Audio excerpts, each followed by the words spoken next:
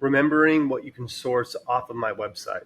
Previously, we went over down here, the documents library. But one of the other things that we've had come to your fingertips this year is actually the Perot 19 calculator. I had that pulled up right here.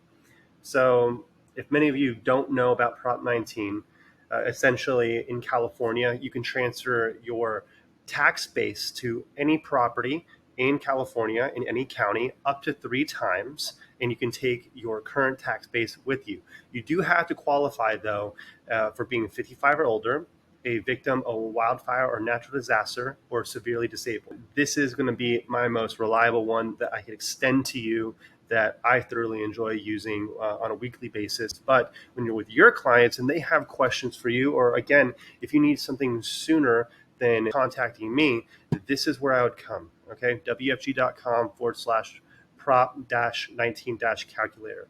Okay, right here, it just gives you the information. Primary residence currently assessed value. Plug that in. Then you want to plug in, next box, primary residence sales price, current home sales price. And then the last one, replacement primary residence, new home purchase price. Okay. Now I want you to go ahead and notice where it says primary residence. Whenever you're transferring your tax base using Prop 19, you're making this new property your primary residence. This is not something you're using for your rental properties, okay?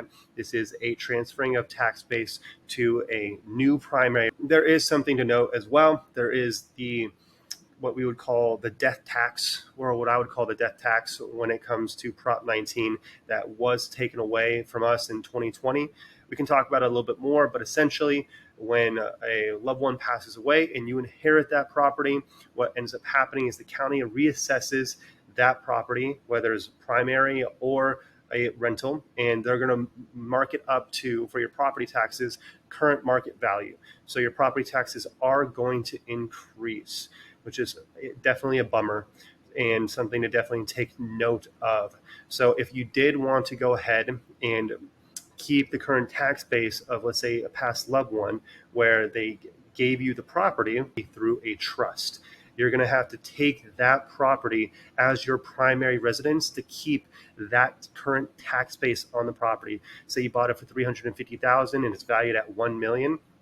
They're going to raise, if you do not take it as your primary residence, they're going to take that property and the property taxes are going to be raised up to that $1 million mark, because that's what it's currently assessed at. So take note, learn about Prop 19, use a WFG Prop 19 calculator. For more questions, contact me.